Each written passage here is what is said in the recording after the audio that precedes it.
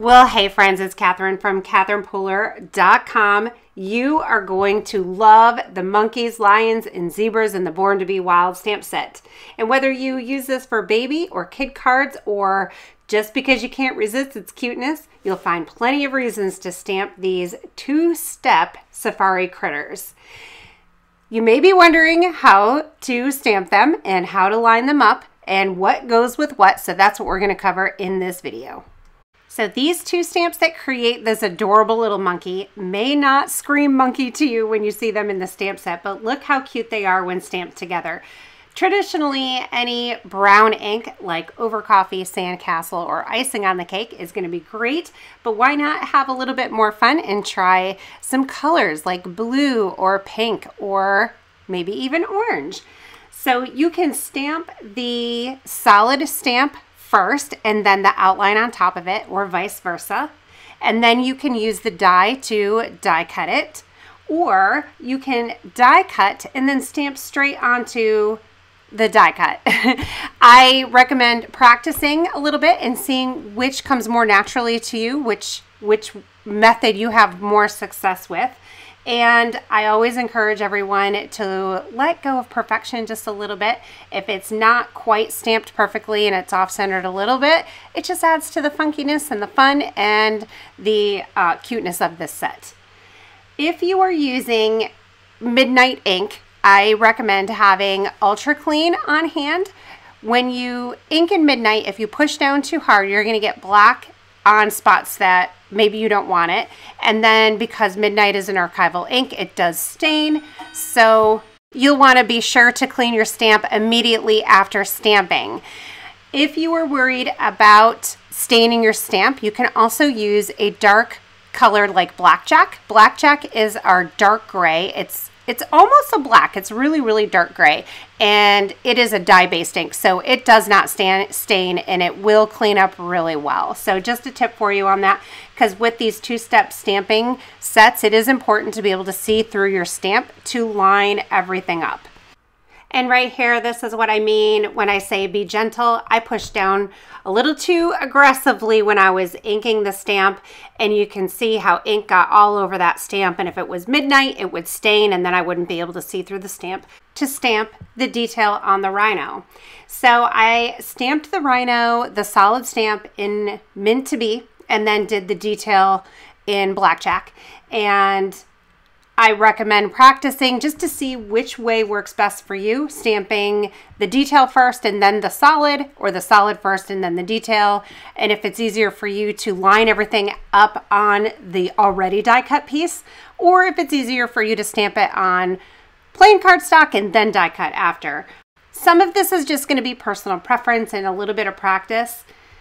But you can see on this cute little rhino, there are a couple little spots there, like the like where his hip is, and then where his horn is. Those are little spots that you can use to line up and make sure you stamp it in the right spot. The next animal is this adorable zebra. Now I have a little bit better luck stamping the zebra on the die cut piece already, because the nose, I kind of need to know where to line up that nose. And if you have the die cut already, you can see where the nose goes. You just stamp it on the end of his snout.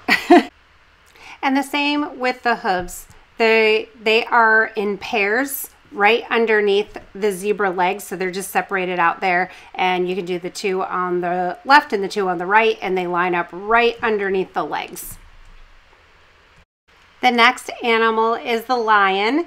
I'm going to stamp the solid in Shea Butter first, and then we'll stamp it in Icing on the Cake. This one is fairly easy to line up. Just look at where the tail goes and the ears and his feet. And then just practice whether it's easier for you to stamp the solid first and then the detail stamp on top, or vice versa, and then also with the die cuts. I find the lion, I don't really have a preference as to which order I stamp this one. I seem to do pretty well no matter which order I do it. The final animal in the Born to Be Wild stamp set is this funky little bird. I think he's absolutely adorable, and you can stamp him or die cut and then stamp him and put him on top of the monkey or on top of the rhino or on top of the lion or zebra, and it's adorable. Or you can use him alone. He's just cute as he can be. I feel like I have the best luck with this particular image if I die cut and then stamp the solid and then stamp the block outline piece. I just find that's easiest to line up for me. So these adorable zoo animals are perfect for babies and little ones' birthdays, but don't stop there. They are so fun to add to so many occasion cards. One of my favorite ways to use these animals is stacking them all on top of each other, like in Alina's card here. But here's a bunch of other ways to use it. The one on the left is Victoria Calvin, and I love how she has the monkeys and the zebra with their legs tucked out from the frame. So cute. And then Hey Good Looking, Wild About You with the rhino and the zebras. And how about this Good Things Are Gonna Happen card? That's great for all occasion. Here's a look at a couple cards I made in one of my Facebook live streams. I'll link below so you can go check that out. But do good. What a fun sentiment and a great card to send to a friend. I created a shaker card out of that, and it brings back memories of everyone's favorite Lisa Frank with the rainbows and the zoo animals. So I hope this helps you and you are excited about this Born to Be Wild stamp set. We are loving it, and we're so excited to see the creations that you make with it. Be sure to share on social media with us, and I will see you again soon.